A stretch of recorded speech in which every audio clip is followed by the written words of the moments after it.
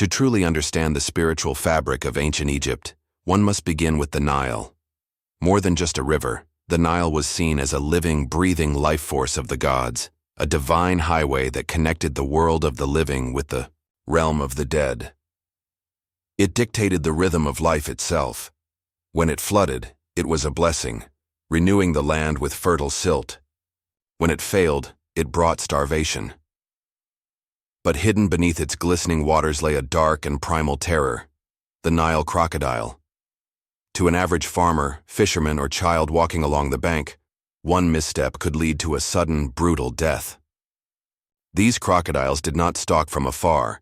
They leapt from stillness into savagery, dragging animals and humans into watery graves without warning.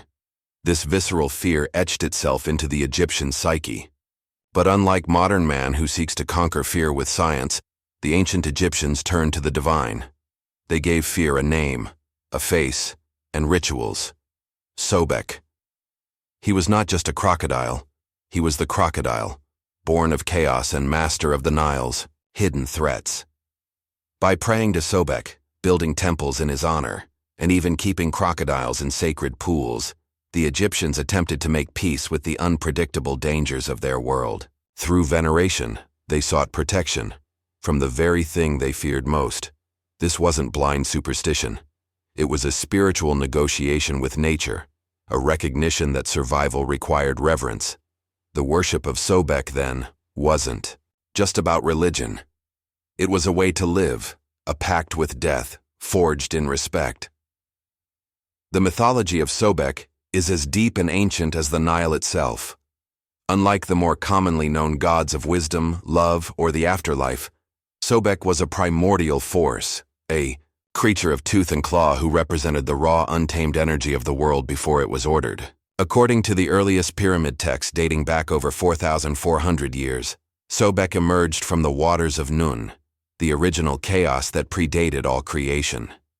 In some sacred hymns, he is referred to as the Lord of the Waters, whose breath gave birth to the cosmos. In others, he is praised as the Great Green, a symbol of both the Nile's fertility and its ferocity. One famous myth even suggests that Sobek, in crocodile form, helped Ra, the sun god, fight off Apep, the serpent of chaos, as he journeyed through the underworld each night, making Sobek not just a destroyer, but a defender of order. Sobek's powers were not limited to the river. He was invoked in healing spells, called upon in military campaigns, and even included in royal epithets. Pharaohs claimed descent from Sobek to legitimize their strength, virility, and divine right to rule. The most striking example is Sobek Neferu, the first known female pharaoh, who boldly placed Sobek's name within her own. Her rule symbolized not just political power, but divine alignment with a god capable of surviving both natural and political upheaval. Unlike gods who represented abstract ideals, Sobek was earthy, physical, and real. His domain was where land met water, where life met death, and where civilization met wilderness. To worship him was to acknowledge the necessary violence of nature, the hunger that creates balance, and the predator that ensures the health of the herd. Through Sobek, the Egyptians expressed a profound truth, that even chaos has its purpose, and even monsters can be holy. In ancient Egypt, crocodiles were more than just dangerous predators. They were living embodiments of the divine. Lurking just beneath the surface of the Nile, they were a constant and chilling reminder of the river's unpredictable nature. One moment serene, the next, a splash and a scream. Families would lose loved ones. Traders would never return. Entire villages whispered stories of crocodile attacks that seemed almost supernatural in their timing and violence. And yet, instead of waging war against these deadly beasts, the Egyptians chose an act of extraordinary spiritual defiance. They made them holy. To the ancient Egyptian mind, this decision wasn't naive. It was wise and strategic. By deifying the crocodile as Sobek, they transformed terror into worship. Rather than live in constant fear, they created a divine system where crocodiles were not enemies, but messengers of the gods, even guardians of the land. This is where Egyptian spirituality becomes unique. They did not separate danger from divinity. They embraced it, ritualized it, and built entire towns around it. In cities like Shedit, later called Crocodilopolis, Nile crocodiles were not hunted. They were revered, fed, dressed in jewelry, and offered incense and music. These animals were considered the earthly avatars of Sobek, and when one died, it was embalmed with the same sacred care as a nobleman. Faith became their shield. The villagers believed that if they honored Sobek with sincerity, through prayers, music, food offerings, and festivals, he would protect them from crocodile attacks and ensure the annual inundation of the Nile, without which their crops and lives would perish. In this way, Sobek wasn't just a crocodile god, he was a protector, a provider, a punisher, and a mirror to the brutal beauty of nature itself.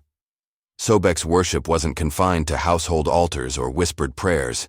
It took shape in massive, stone temples, built beside sacred waters, echoing with chants and the flicker of torchlight. Among the most famous was the temple at Ambo, where crocodiles basked in the sun near ritual pools, their presence revered as living extensions of Sobek's power. Here, priests conducted daily rituals, cleansing the sacred crocodiles, adorning them with gold necklaces and amulets, and feeding them the choicest meats. These crocodiles were not caged, they were enshrined. The city of Shedit, known to the Greeks as Crocodilopolis, was even more devoted. It was a religious capital for Sobek worship, where entire ponds were maintained for sacred crocodiles, and where rituals were performed for both their health and the prosperity of the Nile. These temples weren't just for show, they were spiritual fortresses meant to keep cosmic balance in check. Priests raised crocodiles from birth, trained in the holy rites of Sobek, and when one died, it was lavishly mummified, placed in a carved sarcophagus, and buried in specially built tombs alongside incense, linen wrappings, and even tiny amulets, shaped like crocodiles.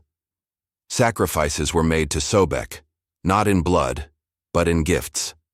Offerings of bread, honey, milk, wine, and fragrant oils were laid at his altars, alongside papyrus scrolls inscribed with prayers asking for protection from floods, disease enemies, and yes, crocodile attacks. His temples were also centers of healing, as Sobek was believed to have divine control over fertility and medicine, especially concerning wounds and ailments caused by animals. Architecturally, Sobek's temples were magnificent, lined with pillars, engraved with crocodile reliefs, walls covered in hieroglyphs praising his might, and ceremonial spaces that allowed pilgrims to witness or even participate in rituals. For the people, to step inside these sacred places was to step into the presence of power itself, where danger could become blessing and chaos could be tamed by reverence. In ancient Egypt, the relationship between gods and kings was not a matter of faith, it was a matter of rule. Every pharaoh claimed a divine lineage, and none understood the power of symbolic alignment better than those who embraced Sobek. For these rulers, Sobek was not just a god of rivers or animals. He was a god of sovereignty, survival, and raw authority. His crocodilian form evoked dominance without apology, a perfect reflection of the pharaoh's supposed role as both protector and predator. This divine partnership became especially profound during the Middle Kingdom, particularly under the rule of Pharaoh Amenemhat III. Faced with the challenge of unifying a fractured Egypt, Amenemhat aligned himself with Sobek to project undeniable strength and stability. He heavily invested in the Fayum region, Sobek's heartland, funding the construction of massive irrigation systems and dedicating colossal temples to the Crocodile God. His alliance with Sobek wasn't just religious, it was strategic infrastructure, a literal reshaping of the land to mirror divine order. By honoring Sobek, he claimed dominion over not just people, but the elements: water, crops, predators, and protection. Perhaps the most striking human embodiment of Sobek's power was Queen Sobek Neferu, the first historically confirmed female pharaoh of Egypt. At a time when female rulers were anomalies, she didn't hide her gender, she transformed it through the divine.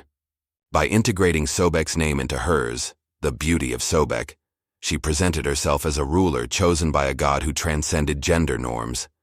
In imagery, she wore male regalia. In texts, she was called he.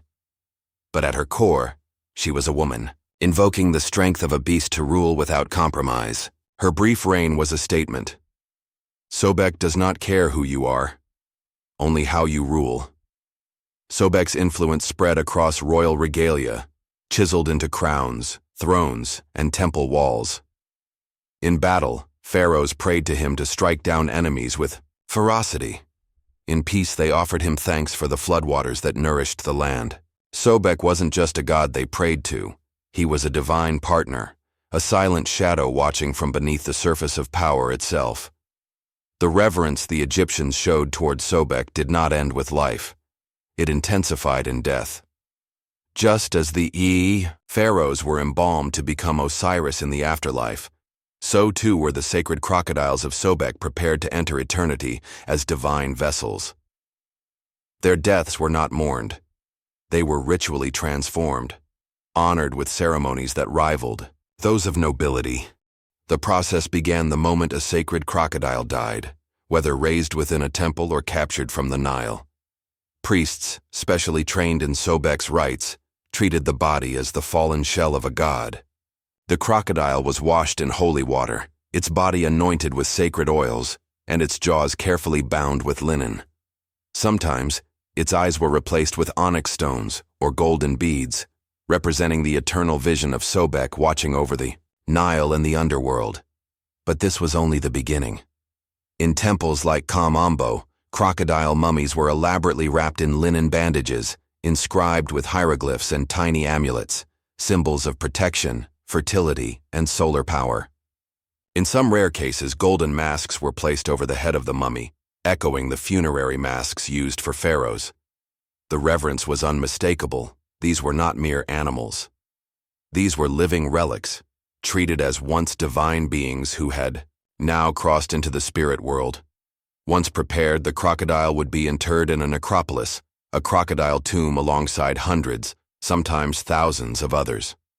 Some of these necropolises have been unearthed in Fayum and Thebes, where crocodile sarcophagi lie row after row like silent battalions. In 2019, archaeologists discovered a cache of over 30 intact crocodile mummies, preserved for thousands of years. Some were adult giants, others were babies, perhaps symbolizing rebirth or fertility. In one particularly astonishing find, a mummified crocodile was wrapped with tiny mummified fish inside its body, a spiritual offering to nourish it in the afterlife. These burial rites were more than tradition. They were acts of cosmic diplomacy. To bury Sobek's avatars properly meant ensuring the favor of the Nile, the protection of crops, and the forgiveness of chaos. It was believed that if one neglected these rites, the Nile might flood too little or too much. The people might starve. Crocodiles might turn violent. Sobek was not a god to ignore. He had to be honored, in life and in death, with offerings, music, incense, and the most sacred art of all, mummification. As the sands of time shifted and foreign powers took root in Egypt, the worship of Sobek began to fade, not with violence, but with quiet erosion. By the time the Greeks arrived in the 4th century BCE, Egypt was no longer ruled by native pharaohs. With Alexander the Great's conquest, a new era began, one where Egyptian gods had to adapt or disappear. To the Greeks, Sobek was both fascinating and alien. His form, a man with the head of a crocodile, did not align with their classical ideals of beauty and divinity. But rather than erase him, they did what they often did with foreign gods. They absorbed him. Sobek was merged with their own powerful deities, most notably Zeus, becoming Sobek Zeus. This syncretic form preserved his worship in name, but diluted his wild ancient symbolism. Temples like Kamambo remained active, but increasingly served as tourist sites for Roman elites, curious about the exotic gods of Egypt rather than faithful worshippers. Under Roman rule, Sobek's temples were maintained for political optics, but his followers dwindled. The sacred crocodiles were still raised and mummified, but the priests had lost influence. The rise of Christianity in the 3rd and 4th centuries CE brought sweeping change. Christian leaders condemned the worship of animal-headed gods as pagan superstition. Temples were shuttered, idols defaced, scrolls burned, and crocodile mummies discarded or buried under sand. By the end of the Roman era, Sobek had been largely erased from living memory. his temples silent, his rituals forgotten, and his sacred animals seen as monsters once more.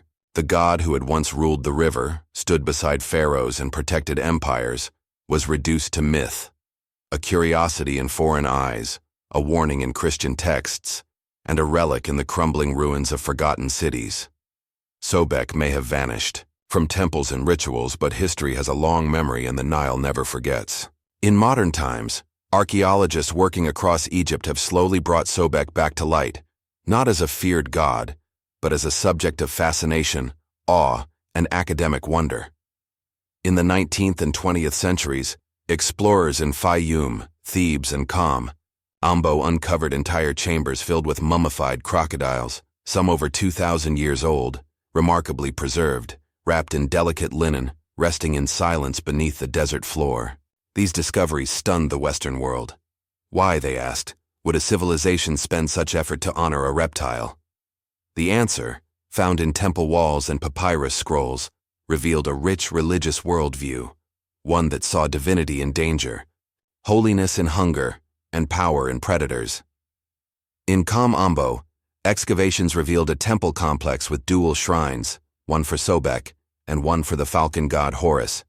It suggested that ancient Egyptians believed in a balance between opposites, the warrior and the healer, the beast and the king, the river and the sky. This duality, long misunderstood by modern minds, is now being reinterpreted as one of the most advanced theological systems of the ancient world. Today, Sobek appears in museums, documentaries, video games, and novels. He is no longer feared, but he is respected again. His crocodile mummies rest behind glass, studied not just as religious relics, but as evidence of a time when human beings bowed to the power of nature rather than tried to conquer it. In modern Egypt, farmers along the Nile still tell tales of crocodiles with golden eyes, and children still point to the water with wide-eyed wonder. And in those moments, the spirit of Sobek rises, not as a monster, nor as a forgotten god, but as a symbol of mystery, balance, and the eternal force of the river that gave birth to civilization.